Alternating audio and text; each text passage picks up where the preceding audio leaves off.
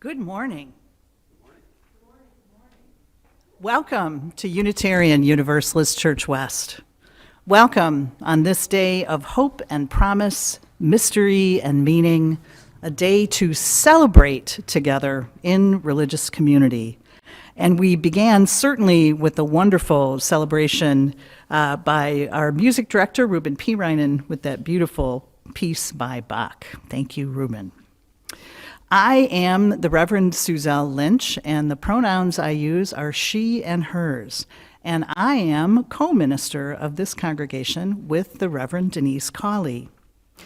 Today, here at UUCW, we are celebrating our Diamond Jubilee, our 60th anniversary, and we are rededicating our building after our Build 2020 renovations, which was delayed due to the COVID-19 pandemic. As we begin, I want to share with you some words that come from the global ends of our church. Global ends describe broad goals or visions. They tell us about the kind of church we want to be and the kind of church that we are in the process of becoming. The global ends, which I'll summarize, and a statement that precedes them, were created and finalized by the Board of Trustees back in 2011. So our tagline that we like to use from time to time is "Come as you are, leave inspired." At UUCW, we welcome you into a caring spiritual community where you can seek your own truth. Together, we grow through uplifting worship, learn from many kinds of wisdom, and work to build a better world. Our global ends address the areas of caring community, which has to do with warmth and hospitality that is anti-racist and anti-oppressive, making us truly open to all. Uplifting worship is another of our global ends, building a better world, our active work to eliminate oppression, care for our planet, and create a just, peaceful, and compassionate world. Growing spiritually from many kinds of wisdom is another one of our global ends. It has to do with the way that we teach our children, all of these do, but also the ways in which our congregation's members find meaning. No source is closed to us. The next one is called sharing ministry, which is the minister is not the ministry. It takes all of us to make a church. And the last one is embracing responsible stewardship, which has to do with the financial support of our congregation, but also the way in which we steward all of our resources, our human resources as well. I thought that was a wonderful thing to review on this day of celebration. If you're new to UU Church West, we want to extend a special welcome to you. If you are here with us online for the first time, we encourage and invite you to send a message to visitor@uucw.org. That way we can be in touch with you with more information and more invitations. So, let us worship together now. Come, let us celebrate.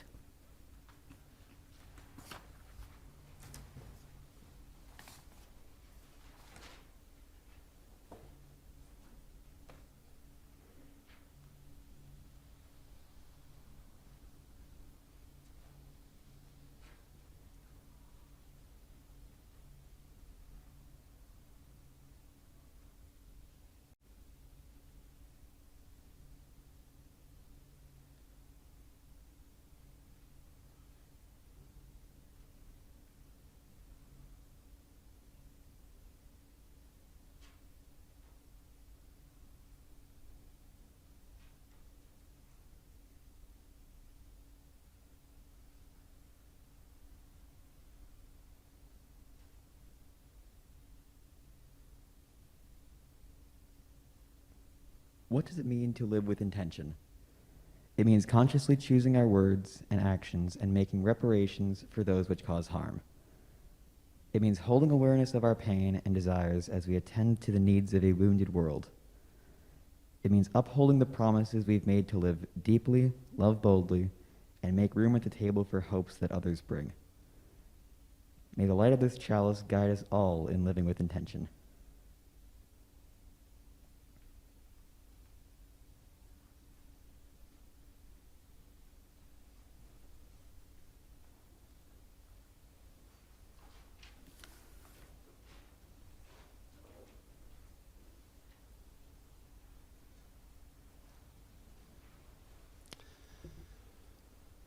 What is a Diamond Jubilee? A Diamond Jubilee is a pretty simple thing. It's just the 60th anniversary of a notable event in the life of an organization. It's a bit like a birthday. Perhaps some of you remember the Diamond Jubilee of Britain's Queen Elizabeth. I remember that took place back in 2012, and it honored the 60th anniversary of the date when Elizabeth became queen, when she acceded to the throne. That was a big celebration, and so it took an entire year to complete.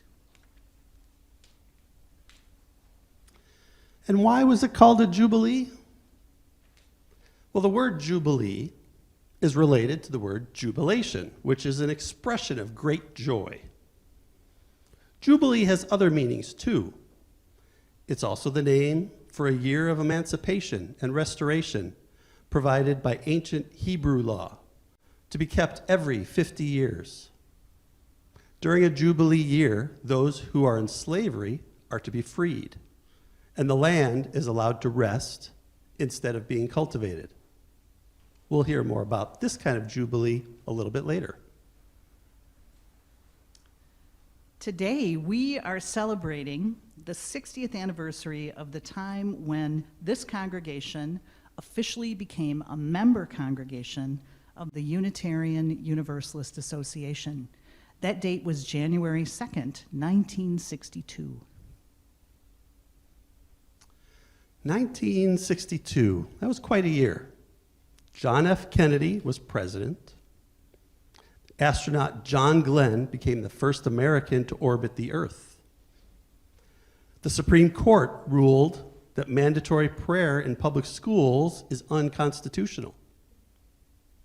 James Meredith, the first black student to register at the University of Mississippi, was escorted there by federal marshals to help keep him safe from a violent, racist mob.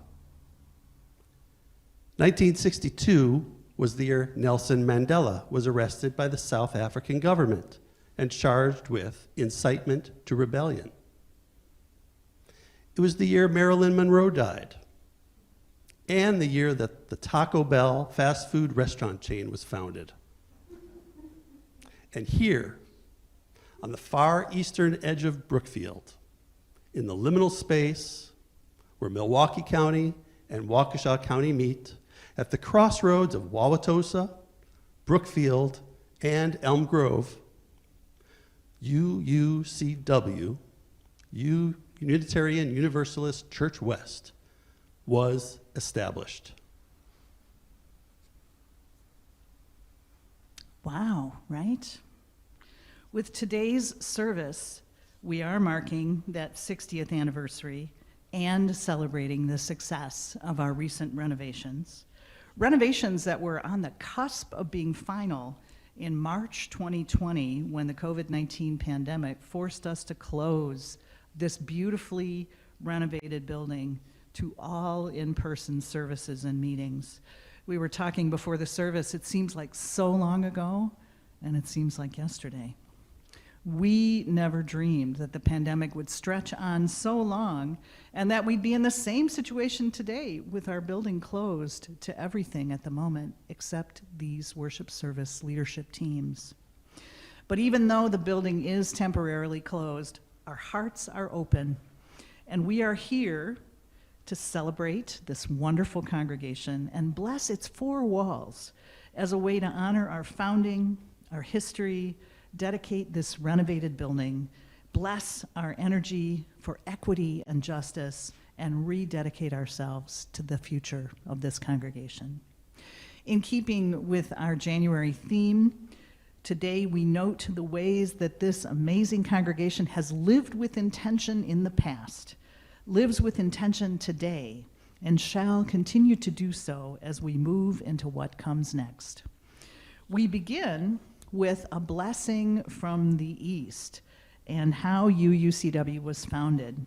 One of our charter members, Carolou Nelson, has thoughts to share with us.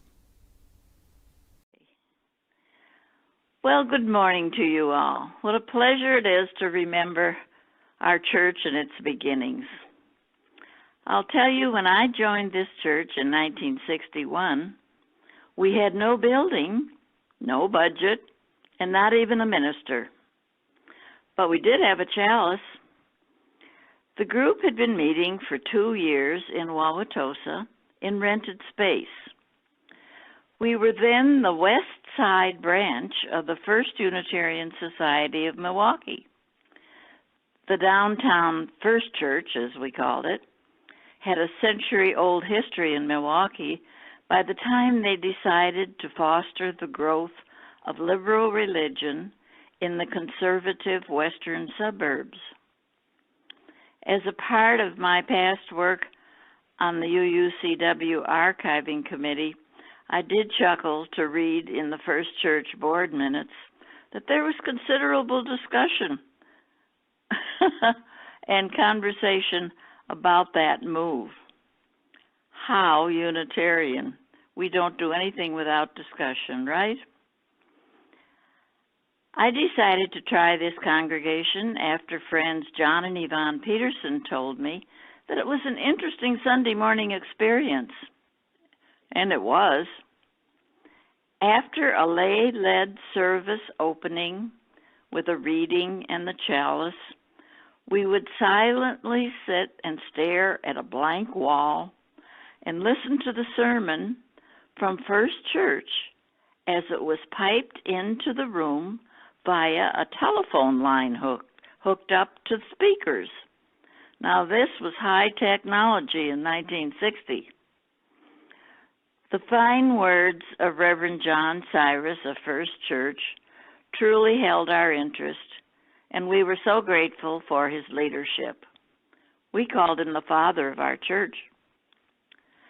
We paid our financial pledges to First Church back then until we became independent. Because we were in rented space, a card table was set up and taken down each morning to serve as a book table. A religious education program was established, and all teaching materials were hauled back and forth in cardboard boxes. We said we had the RE files under our beds.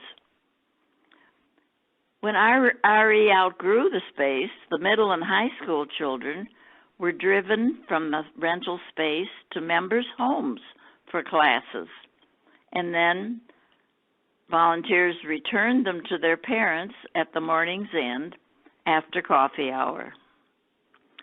We were then incorporated as Unitarian Church West in 1962 and joined the Unitarian Universalist Association. We were very fortunate that 3 families provided vision and fine financial leadership when this church began. Within the space of just 4 years, we called our first minister, the Reverend Christopher Rabel, and purchased a house for him that had the church office in its family room. A capital campaign that year netted $68,000 in pledges, and we learned to deal with a variety of difficulties. The village of Elm Grove turned down our zoning request for land purchased, saying it would give too much traffic. And the city of Brookfield was not very enthusiastic about having a liberal church in town either. But in 1963, we were able to buy our present property for $42,000. Later, we found out that a narrow strip of a few feet along the south border of our land is actually in Elm Grove. In 1965, we completed our original building. We had 238 adult members and 165 children in the RE program. Books, supplies, furniture, and equipment, which had been frugally purchased, emerged from members' basements and garages, and our current chancel table and pulpit were designed and built. We still have it. The vertical oak wood strips were designed to coordinate with our original sanctuary, which is now the community room. All of this had been accomplished in 6 short years.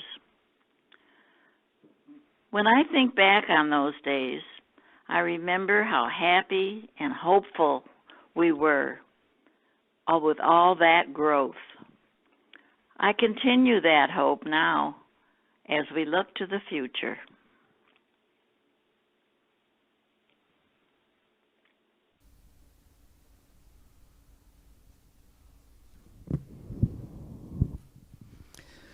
We have a special symbol of our founding today. It is the charter, the original charter of Unitarian Church West. This is, we might want to step forward away from that flame. This charter has all the names on it of the original members of our church. And we had it hanging outside the wall of the sanctuary before the renovations, just as a way for people to have that touchstone with our history. Carol Lou Nelson, who just provided our information in that beautiful video made by Kelly Bognar, her name is on here, but her name is Carol Lou Lemon, which was her name at the time. Many of these charter members have passed away. A couple of them are still living and are still with us. And our first minister, Christopher Rabel, his name is here, as well as his wife. Kenneth Kurtz, who was the architect for both parts of our building, he was also a charter member. And there are, I think Calvin Gonder's name is here. He's still a current member. And Ann Terwilliger, who is with us but lives now in Kalamazoo, I think her name is here as well, although I could be incorrect about that. So next time, whenever we have the opportunity to rehang this, we hope that you'll take a look at it. It is wonderful to have this historical document of how we began.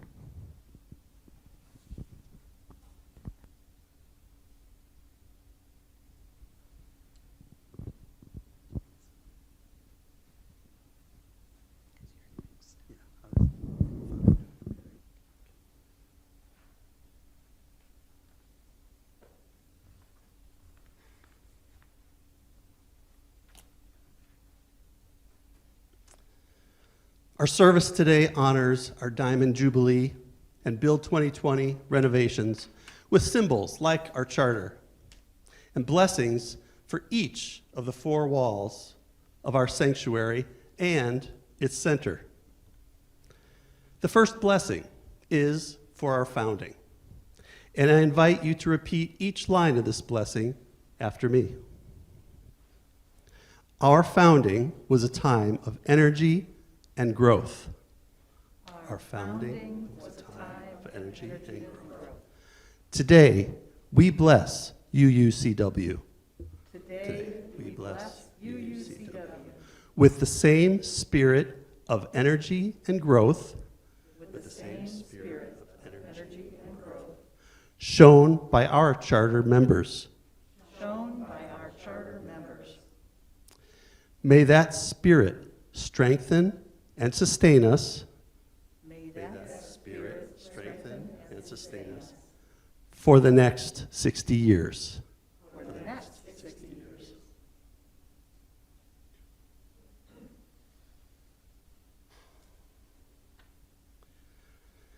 There are many ways to explore the history of UU Church West. A few years back, our amazing archiving team put together an extensive history document, updating previous versions of our story. There's also an abbreviated version of this history, which was made available in 2018, and which we will make available in the weeks ahead. Our former intern minister, the Reverend Kimberly Tomzak Carlson, created a really cool interactive history timeline for us, using historical records, photographs, and news stories from our archives, too. We'll send that link out via our member-to-member list for those who might want to explore further. And our church library contains a treasure trove of resources about our history as well. For today, we highlight portions of our history from the perspective of the ministers who have served UUCW in the past. Let's hear from them now. Unitarian Universalist Church West has been served by 14 ministers, including our current ministers, the Reverend Suzelle Lynch, who has been with us since 2003, and the Reverend Denise Cawley, who has been with us since March 2021. As we celebrate UUCW's 60th anniversary, we have some brief reflections to share from some of our past ministers and words from sermons or other writings by others. The full versions of many of these reflections were created for our 50th anniversary celebration in 2021. Our very first settled minister, the Reverend Christopher Rabel, served from 1962 to 1970. He wrote, "From its earliest days, the congregation recognized that it was a community with a history, rooted in Western religious traditions and democratic idealism, aware of its role in the ongoing struggle for religious freedom.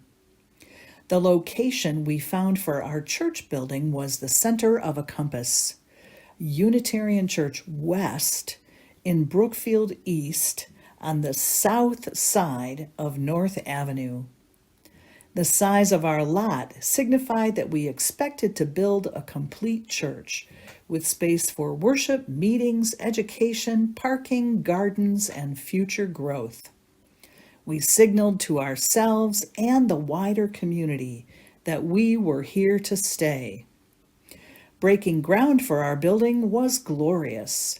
We sang, prayed, cheered, and all of us, using the shovels and trowels and spoons we had each brought, all of us broke ground together. As we grew in size, we eagerly welcomed new members, sharing the same spirit that moved the founding few. The decade of the 1960s was a time of social turmoil, most specifically the struggles for civil rights. In early September 1963, I rode with a busload of Milwaukee citizens to join the March on Washington. Nearer to home, when Milwaukee priest Father James Groppe was making national news by leading protests that united blacks and whites, many in the church actively participated. The most dramatic occasion was Father Groppe's coming to speak to Western, overwhelmingly white suburbanites. Hundreds of people jammed into our church to hear him. The Reverend Robert C.A. Moore, known as R.C.A. Moore, served UUCW from 1971 to 1974. He wrote, "The church was an activist leader in the community. What I enjoyed most was the joyous growth, spiritually, of many congregants."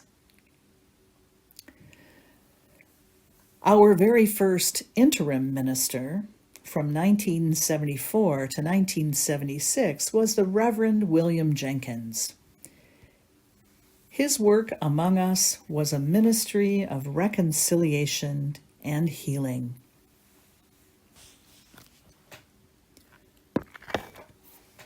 The Reverend Robert T. Latham served UU Church West from 1976 to 79.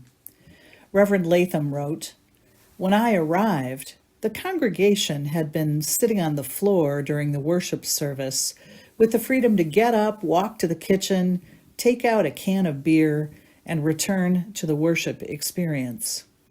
The first change we made was to restore the integrity of worship services." The congregation was also just ending a public controversy around the introduction of the new sexuality curriculum produced by the Unitarian Universalist Association. When Reverend R.C.A. Moore revealed the curriculum to the media, it had aroused public ire and local government attempts had been made to ban it. Part of the task of the church was to re-image the congregation in the eyes of the community. My last remembrance is about shared ministry work with Linda Horton, who served as the first religious education director. We created a very effective program devoted to our religious mission of personal and social transformation. The Reverend Dr. Marnie Harmony served UUCW from 1980 to 1986. She was our first woman minister. In 2012, Dr. Harmony wrote, "During my time at UUCW, there was a committee actively working on issues of growth for the congregation.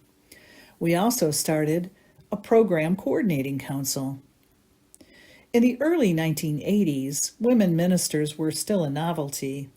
The Milwaukee Journal did an article on me and the church, and then PM Magazine did a feature that included filming part of our worship service. I remember the good debate we had at the board meeting regarding whether the publicity would offset the strangeness of video cameras in our worship." The Reverend David Hicks McPherson arrived in 1986 and served until 1993. He wrote, When I arrived in Brookfield, you were already beginning to work with an architectural firm on expanding the building, and you did right well with that expansion. What did I enjoy most about ministry at UUCW? Perhaps I should say it was that I was able to be a missionizing minister. I was helped by you to embark on my journey to a much more multicultural understanding of our faith. The Reverend Douglas Morgan Strong was interim minister from 1993 to 1994. He was the first openly gay minister to serve at UUCW. He wrote, "Often an interim minister steps into murky waters. A first surprise for me at UUCW was walking into the minister's study and finding it absolutely empty of furniture. Another more positive surprise was learning quickly that the leadership in the congregation and the church staff were, without exception, an amazing and committed group of people, and the days and months were filled with exciting and fulfilling work." From 1994 to 2000, UUCW was served by the Reverend Dr. Thomas Yondorf. He wrote, "Some major milestones during my ministry included a debt reduction campaign. As a result of this, we were able to free funds to hire a full-time director of religious education, afford to pay the support staff for more hours, and make some changes to the physical plant. This was also the era in which we spun off a new congregation, the Lake Country UU Church. I am also grateful that my ministry at UUCW put me in a position to participate in the struggle for social justice." The Reverend Sam Shaw served as interim minister at UU Church West from 2000 to 2003. He wrote, "As I look back at my time at UUCW, I recall two events that were milestones that helped the congregation understand their potential. The first was our 40th anniversary, when we had a worship service with special guests, including the mayor of Brookfield. One of the issues during my interim ministry was the congregation's feeling of not being fully at home in Brookfield. And I think having the mayor there to give a few remarks and thank the congregation for their ministry helped shift that frame of thought. The second milestone was when I experienced the power of Unitarian Universalism's intentional interim ministry program. The transitions following the resignation of a long-term staff member swirled with much emotion. But the congregation learned it could make significant and even controversial changes and still advance their mission. It has been amazing for me to see the UUCW of my tenure evolve and grow into the institution it is today, bigger, stronger, and doing great ministry with the exceptional settled minister whom you have in Reverend Suzelle Lynch." The Reverend Lori Laban, Assistant Minister for Membership and Congregational Engagement, came to serve UU Church West in 2011 as our very first assistant minister. She was new to the ministry but skillful in leadership and quickly put her many gifts to use with our lay pastoral care team, in worship services, and working with our membership committee. One of the lovely things about Reverend Laban's ministry was that she had been a UUCW member in the mid-1990s, and she helped us see an era of our history in a new way. The Reverend Joyce Palmer was UUCW's first African American minister. She stepped into the role of assistant minister in 2015. In a sermon she gave during her time at UUCW, Reverend Palmer wrote, "My life and social location have heightened my awareness of issues of exclusion, trust, and belonging. When I was preparing for ministry, I did worry about whether, as an African American, I would be called or hired to serve a UU congregation. In a congregation with UUs in various contexts, I felt the unspoken assumption that I come from a disadvantaged home or that I struggle financially. It's not true. In Unitarian Universalist spaces where I am not known or personally recognized, I have felt like an outsider. In UU spaces where I have come to be recognized, I have felt welcomed and respected. UUCW was blessed by Reverend Palmer's ministry through 2017. And in 2016 to 2018, UUCW had its first intern minister. The Reverend Kimberly Tomchek Carlson brought to us an extensive background as a UU religious educator and young adult coordinator. She helped strengthen our ministry in all those areas, including offering a group for lesbian, gay, bisexual, transgender, queer, and questioning teenagers. Reverend Carlson also delved into the history of our church with our archives team and created an interactive history timeline that can still be accessed today. So it's really great to hear from our past ministers, but exactly who is it that makes the history of our church, Reverend Suzelle? Our members are the ones who make the history, Dave, because without them, there's no church. So I want to say just a bit more about membership at UU Church West. So in our Unitarian Universalist congregation, as so many, people become members when they declare that they are ready to do so. And the act of membership is signing the membership book. And here is our very first membership book. We have this book here on the north side to bless the north wall of our church because our members are like the bedrock of this place.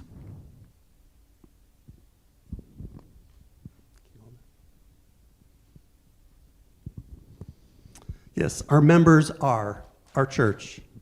And that's why the sacred symbols of our UUCW history are our membership books. Within the pages of these books are inscribed the names of all the people who have joined this congregation over the past 60 years.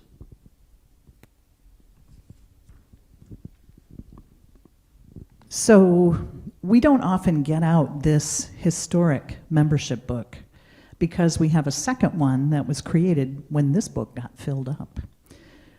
But if you want to take a look at it, you who are here after the service, come up and take a look. It's really quite beautiful to see the names and how far back they go.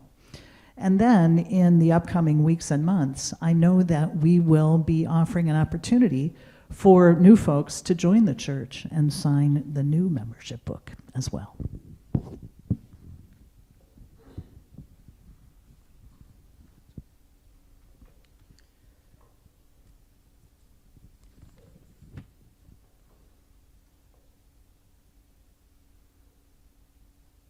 Thank you for treating it with such care. I invite you to bless our history and the north wall of our church with me now. Please repeat each line after me. There is no church without its people. There is no church without its people. We are this church. We are everything it does inside these walls. And everything it works for out in the world. As we bless our history, we remember. We are the ones who make our history.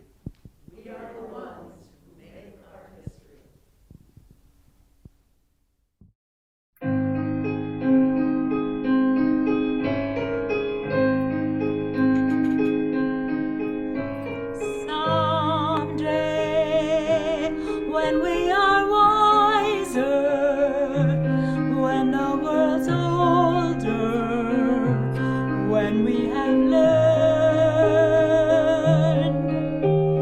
I pray someday we may yet live to live and let live. someday life will be fairer, need will be rarer, and greed will not pay. Godspeed, this bright millennium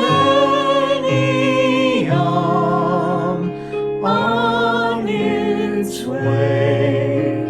Let it come someday.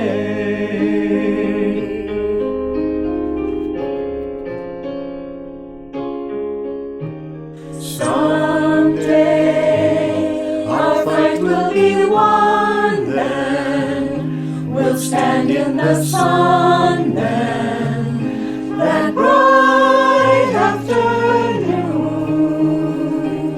Till then, on days when the sun is gone, we'll hang on and we'll wish upon the moon. There are some days dark and bitter, seems we haven't got a prayer, but a prayer for something better is the one thing we all share. Someday, when we are wiser, when the world's older, when we have learned, I pray someday we may yet live to live and let live. Someday life will be fairer, need will be rarer, greed will not pay. Godspeed, this bright millennium, let it come. Wish upon the moon one day someday.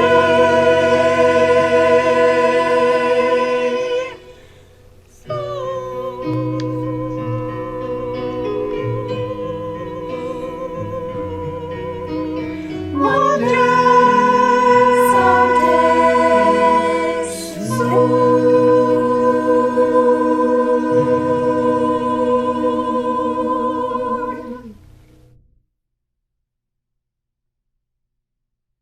I'm Phil Croner, and I served as chair of our Build 2020 task force. It seems like it took place a long time ago, but it is very good to be here finally to celebrate our beautiful and successful renovations. We began the project with a feasibility study in the fall of 2016 that gathered information and input from our whole congregation in a variety of ways. This allowed us to prioritize 3 key areas for our Build the Vision capital campaign, which raised more than $1.2 million in pledges and contributions. The first key area was major system maintenance, which doesn't sound very exciting, but included heating and air conditioning upgrades to make our buildings comfortable year-round, and I'm still waiting to experience that summer air conditioning when the building opens again. repairing and replacing the aging roof systems to solve leaks that we had, addressing other water leaks and improving the drainage on our site, and upgrading technology to accommodate our computer network and audiovisual needs, such as broadcasting live on the internet like we're doing right now. The second key area was improved accessibility. For many years, we have longed for an elevator that would allow all of us, including those who use mobility aids, to access all 3 levels of our building. And now we have one, which helps people of all ages make better use of our whole building for classes, meetings, and events. We also added a fully accessible, barrier-free restroom that is available to people of all genders. And the third key area we addressed was creating a more welcoming atmosphere.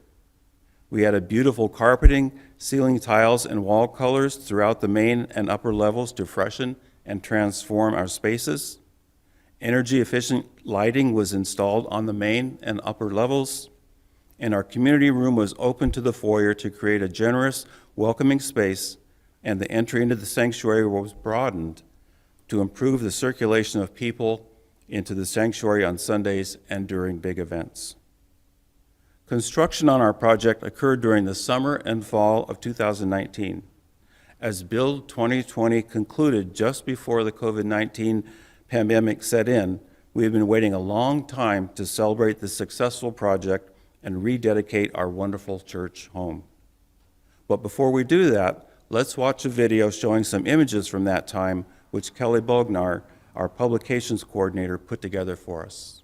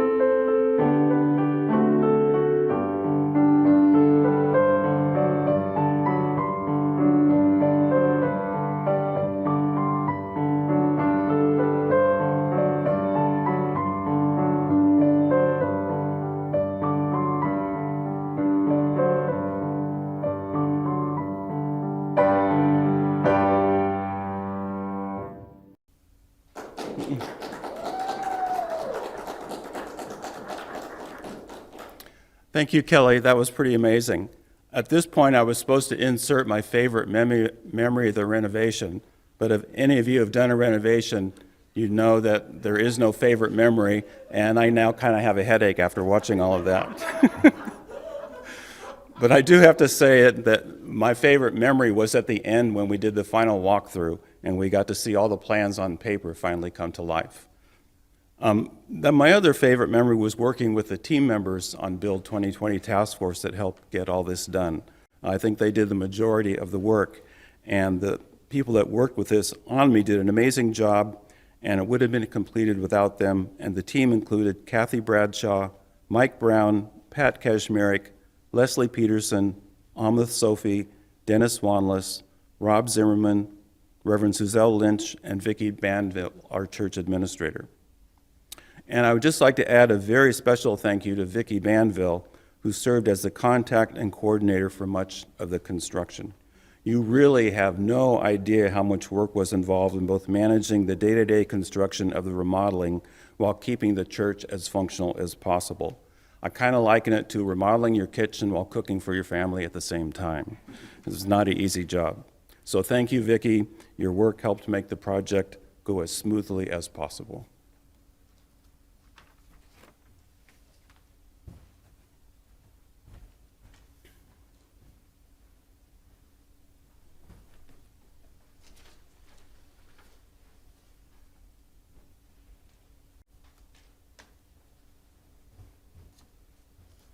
And now we invite everyone here and online to join in our Build 2020 rededication blessing for the center of our building.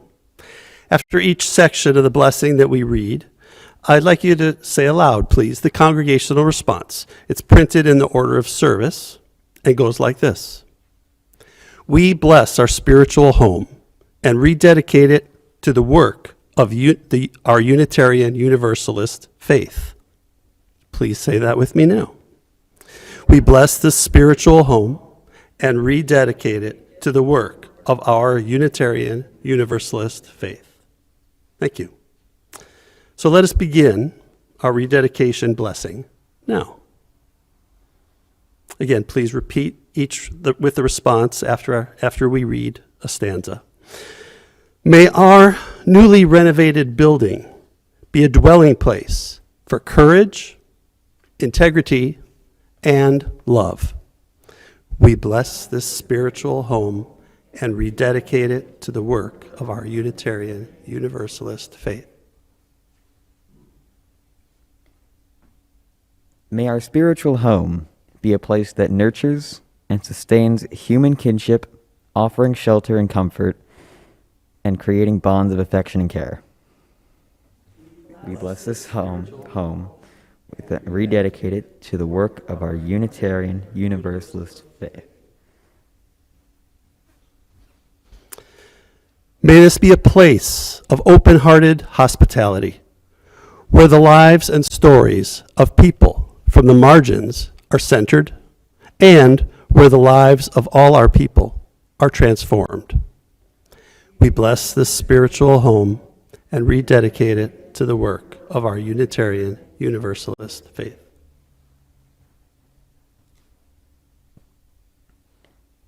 May this building, all the spaces enclosed by walls of brick, wood, glass, and stone, be a place where we of all ages learn and grow together, young to old and old to young, and everyone in between. We bless this spiritual home and rededicate it to the work of our Unitarian Universalist faith. May this spiritual home be a place where our hearts are made kind and we are emboldened to act for justice, equity, and the care of our planet. We bless this spiritual home and rededicate it to the work of our Unitarian Universalist faith. As we bless the spiritual home and rededicate it to the work of our Unitarian Universalist faith, may we also bless one another and rededicate ourselves to our Unitarian Universalist faith. We bless this spiritual home and rededicate it to the work of our Unitarian Universalist faith. Thank you very much. It is good to bless our space and rededicate it to our Unitarian Universalist faith. And we will now move to our hymn.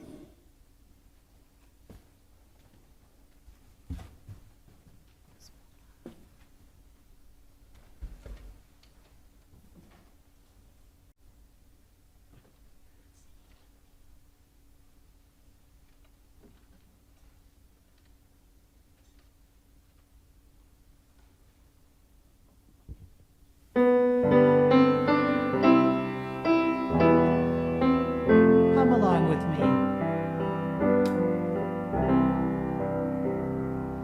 May nothing evil cross this door, and may a fortune never pry about these windows. May the roar and rain go by.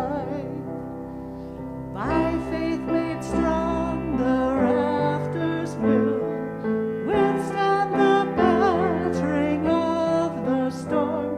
This heart, the wall, the world grow chill, will keep you warm. He shall walk softly through these rooms, touching our lips with holy wine, till every casual corner blooms into a shrine.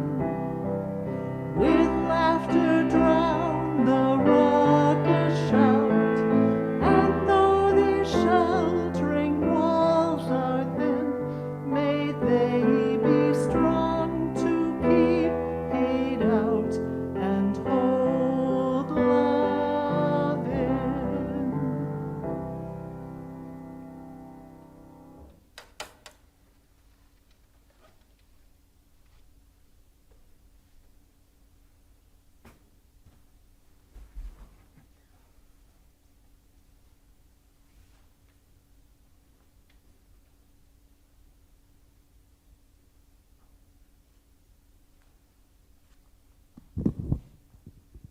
Hey, Suzelle, did you notice my diamonds for the Diamond Jubilee? Wow. It is such a pleasure to finally celebrate the completion of our Building 2020 renovations. I so much enjoyed that video. I had no idea. It was just really, I mean, I think I knew it, but I didn't really know the whole complicated parts of it. And it was exciting to see what was done and where it was done. And someday you'll get to actually look at it. We look forward to that. But no celebration can be completed without thanking everyone who contributed to the project. So many of our members and friends made pledges of financial support 5 years ago, and they have been giving and giving to make Build 2020 a reality. I agree, President Lisa. Our Build 2020 donors are as beautiful and precious as the diamonds in our Diamond Jubilee. Their support, $1.2 million, and some people donated labor and they donated some materials. Their support made it possible for us to achieve those goals that Phil named earlier and that we saw in the video, upgraded building systems. I have to tell you, watching a boiler be put in is not the most exciting thing, but what a huge difference that has made for us all. The improved accessibility, the elevator makes a huge difference for us already. And of course, those touches of beauty throughout the building. They really are diamonds, Suzelle. That's why, to thank our donors today, we have a special symbol of gratitude, a lovely faceted crystal drop. When these crystals catch the light and make rainbows of beauty, we hope our donors know how much we appreciate their generosity and commitment. If you are a Build 2020 donor, you who are out there online watching the service, we invite you to drive up to the east entrance of the church today between about 11 a.m., or the final moments of the service, and 12:30. I will be there to give you your crystal, your diamond, your thank you. And if you can't come today, stay tuned to the e-news, because we will offer another opportunity for our donors who are not in the room to come and pick up their beautiful crystal.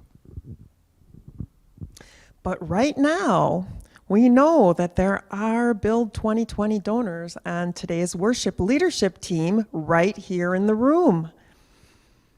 Will everyone who gave to the Build 2020 campaign please come forward to receive your thank you?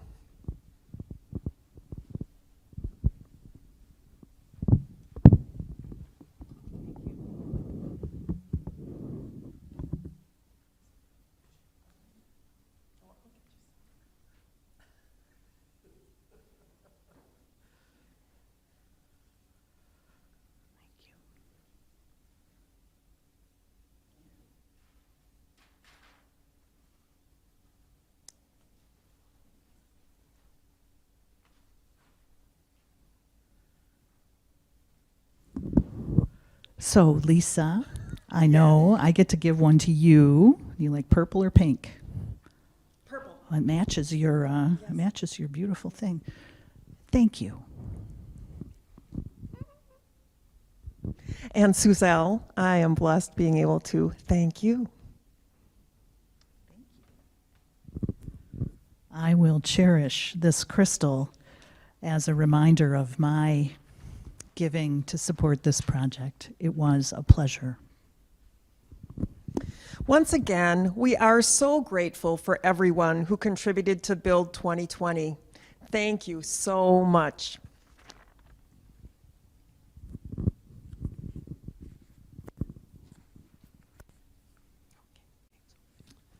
Yes, indeed. Thank you all. Now, it would be easy and reasonable, really, to dwell on the fact that we haven't been able to fully appreciate and enjoy the improvements to our building quite yet. But to live more fully, it's more helpful to look forward rather than back. We can choose to remember and value all the good that has happened in the past, and we are doing that this morning. But we can also choose not to hold on to the disappointments or missed opportunities.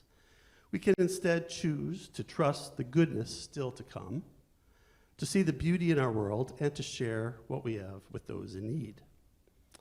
And that's what a story I'll share just a little bit with you about is about. It's from a book called Melina's Jubilee, the story of a fresh start, written by Zetta Elliott. And at the start, we meet Melina waking up with a song in her heart. Despite noticing that some rain had washed away some chalk drawings and she and a friend had made.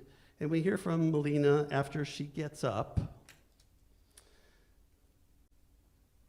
saying, yesterday I forgot to put my toys away. Grandma's friend came over. He tripped on one and banged into the table, and my mother's favorite vase got broken. When she went down to the kitchen table that morning, she crept in and slipped in, and Mama kissed her on top of the head.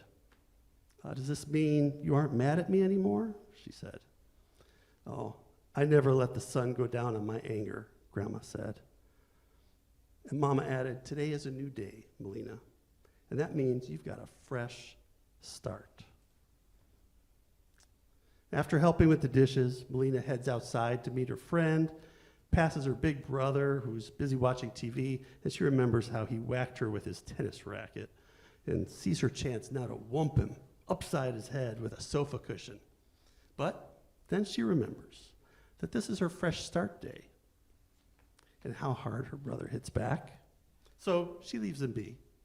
And outside, Melina's friend is sad about their sidewalk chalk rainbow being gone. And yet Melina tells her friend Helen, but I've still got a song in my heart. Helen just rolled her eyes, said, well, whatever, Melina.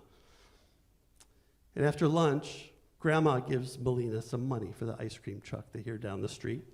And Helen's there too and reminds Melina, oh, Gavin, the neighbor boy who's there, who has to share everything with his twin brothers, he's there counting their coins. Still owes Melina $1 from last week. She says, hey, this is your chance. Tell Gavin you want your money back. Then we can get double swirl cones. Melina instead says, and any other day I would have told Gavin I wanted my money back, but today was her fresh start day. She says, let's pool our money. That way we can buy a hot fudge sundae and split it 5 ways. 5 ways, gasped Helen. The twins were jumping up and down, excited about the ice cream that they had coming, and Melina shared what she had with those others. I'm reminded of the generosity that we have just acknowledged of the people of this congregation. And these friends all have a quiet moment at the end. And the story is really written with the version of Jubilee in mind that was referred to a little bit earlier this morning.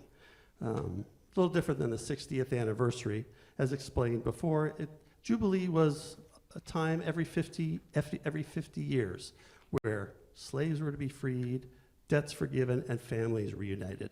We at UUCW don't have to wait 50 or even 60 years to do things that change our lives and improve our communities. We do this every day. Either way, Jubilee remains relevant in our world because I think that deep down we understand the value of starting over. I would guess that many of you contribute an offering in gratitude to pay the church back for the wonderful things you've already received, and others give as a way to pay forward in hopeful expectation and to make possible all great things still to come. Today we have honored our past, we celebrate our present, and remember that like every day that dawns, today is a day of new beginnings.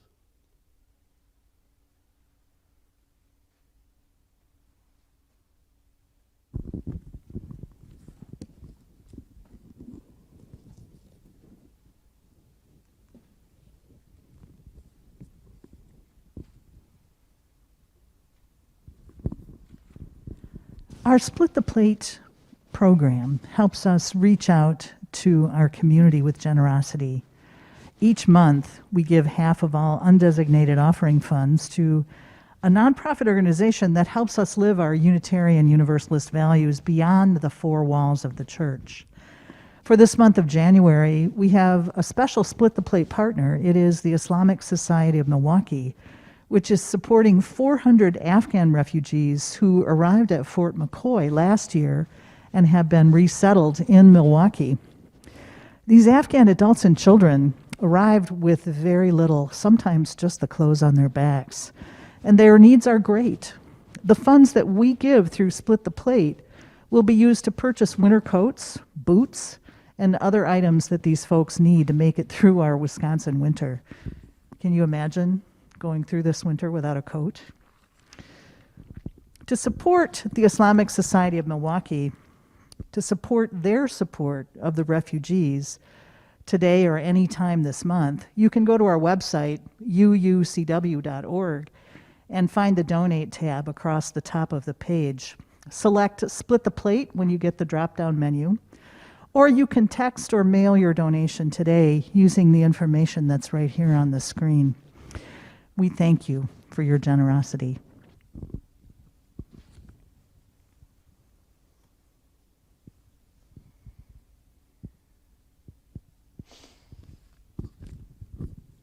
The offering today is a symbol of that new start, like the refugees are having. It is a symbol, too, of the passion and energy that our church has for social justice.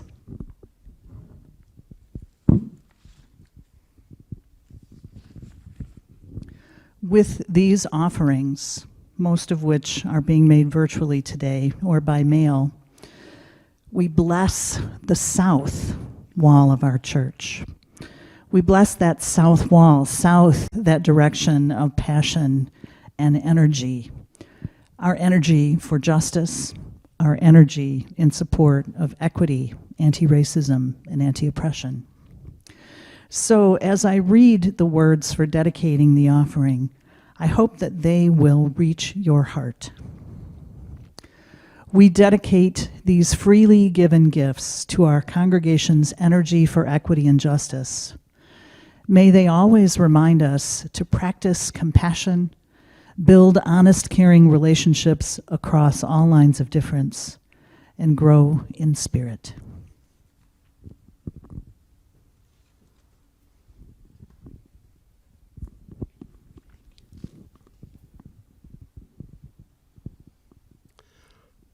Our final blessing is to the west.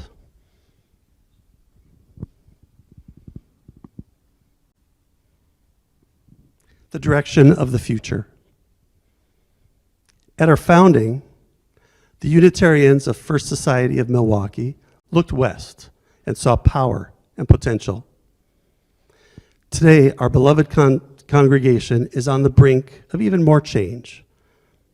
And this last blessing, living with intention into the future, honors the power and potential in our church that is still unfolding. That power and potential is embodied in you, the adult members and friends of our congregation, and you who are the teenagers and children of our church as well. And so I invite you to join your hearts and minds now for a time of guided meditation, a time in which I'll ask you to reflect, to imagine, and to consider a few questions about your beloved UU Church West. So please make your body as comfortable as you can. Uncross your arms and legs if that helps. I know it's a little cold here in the sanctuary, so if you need to keep wrapping them around you, you who are on the worship team, please feel free to do that. As you settle in, sense that the good earth is beneath you and supporting you. Breathe in and release your breath. And keep breathing. Close your eyes if you feel that would help. Feel the quiet calm that surrounds you, remembering the warmth of the people who are sharing this meditation with you across the airwaves. And follow the sound of my voice. Simply keep breathing with calmness and relaxation. Imagine that you're here at church, surrounded by friends or perhaps friends-to-be. In your mind's eye, look around. What do you see? What are the sounds you hear?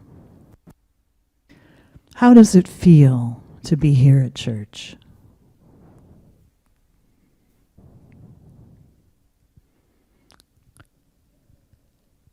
As you experience yourself here at UUCW, how are you participating? Are you in a worship service? Are you at a committee meeting? Or maybe it's a class or a group that's discussing.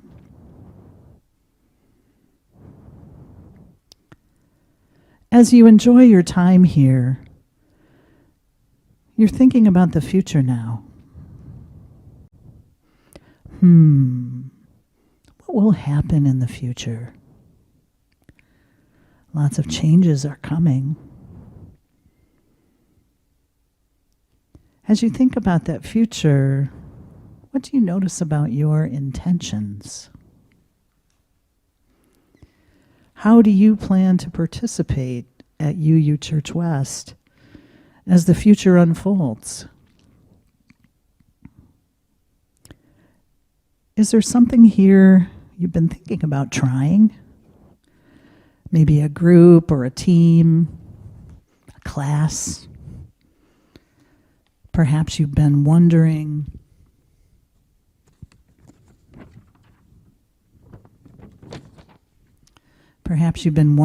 about joining the choir or helping with the religious education program, or maybe wondering what your religious education classes or your youth group will be like. Maybe you're thinking about the spring and our work days on the grounds and how good it feels to stick your hands in the earth, get rid of buckthorn. Maybe you're thinking about being a leader or doing a new project, starting something other people here might enjoy. Just muse about the future for a moment and your intentions.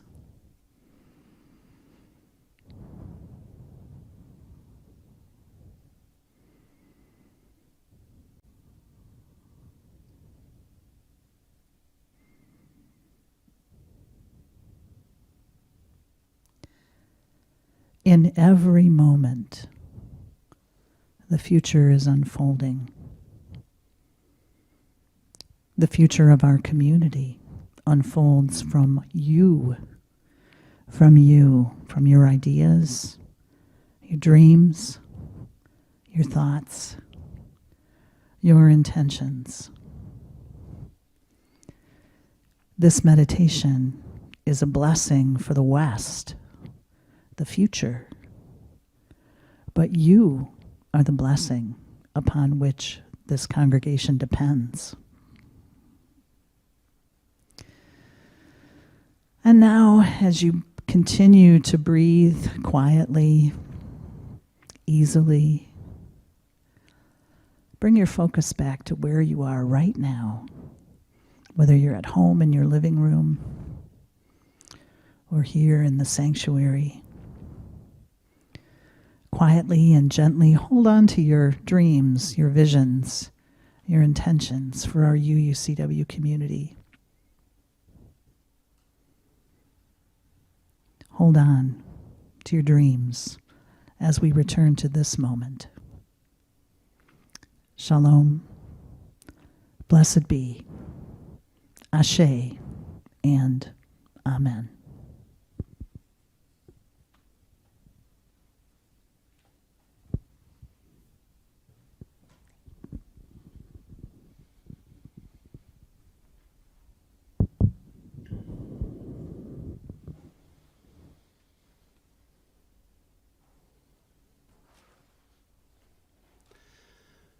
The symbol we have for our beautiful, unfolding future is our UUCW flaming chalice.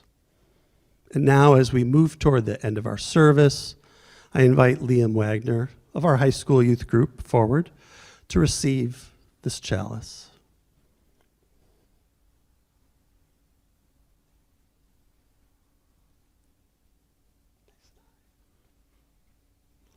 Our future is in good hands.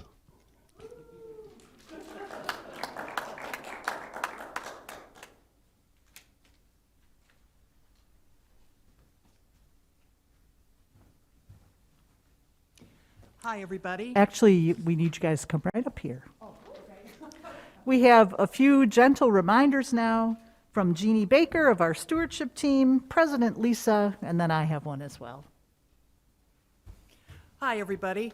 I'm Jeannie Baker, representing the stewardship team today.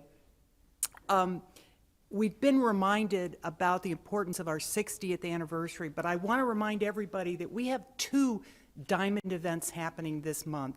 We have our 60th anniversary, and we're also celebrating the tenure and retirement of our beloved Suzelle Lynch. To honor this legacy, UUCW has established a Diamond Jubilee Fund, and I'd like to ask you all to consider a donation to this fund. The money is going to help transition UUCW to its next chapter, sustain community through the pandemic. A great many resources are needed. We heard today that we are the history of this church. We are also the future. And I'd like everybody to consider a donation. The entire board has donated, and we're hoping that we can get at least 60% participation.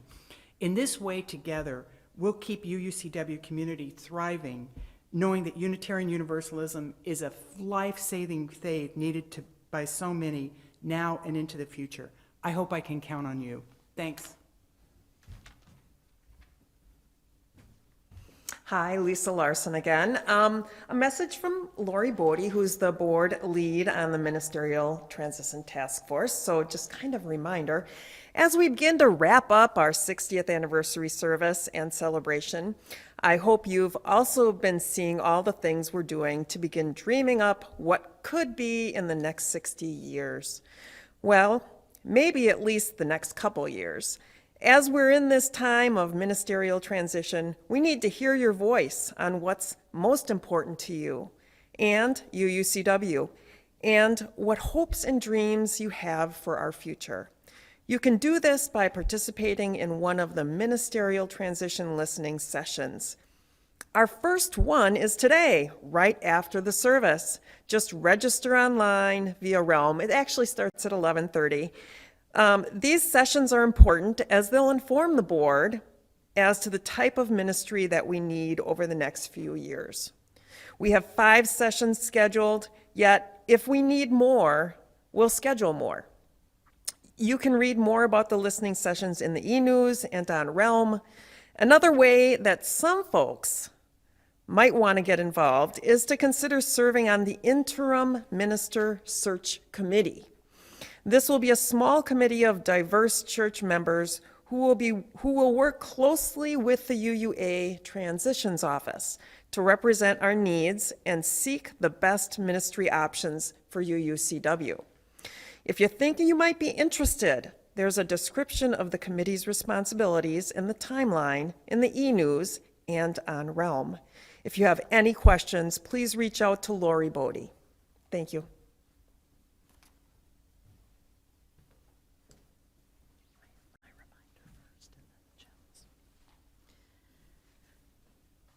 Thank you, Jeannie, for the reminder about the Diamond Jubilee Fund, and Lisa for the reminder about those listening sessions. Very important, and I think there's even one today. Is that right? All right, awesome. So I want to remind you about the Diamond drive-through. From now, it's now 11:30, so we've run over a little bit. But from about 5 minutes from now until 12:30, I'll be waiting for you at the east entrance if you'd like to drive by and get your crystal. Thank you, you who are donors to the Build 2020 capital campaign. But now our words of benediction to close the service. In the East, we blessed our charter and our founding in 1962, the occasion that we celebrate today. In the North, we blessed our history and our membership book. Our members are the history of this church. In the Center, we blessed our building, our recently renovated, beautiful building. Hard work, giving by so many. In the South, we blessed our energy for equity and justice, and our offering those gifts that go to support refugees in our midst. And in the West, where we are now, where I am now, we blessed our future, the mystery still unfolding. As Jeannie noted, the future is us, the future is all of us and our dreams. With these blessings, these are our benediction, our good words, as we move into the next 60 years of our congregation. Shalom, shalom, blessed be Ashe and Amen.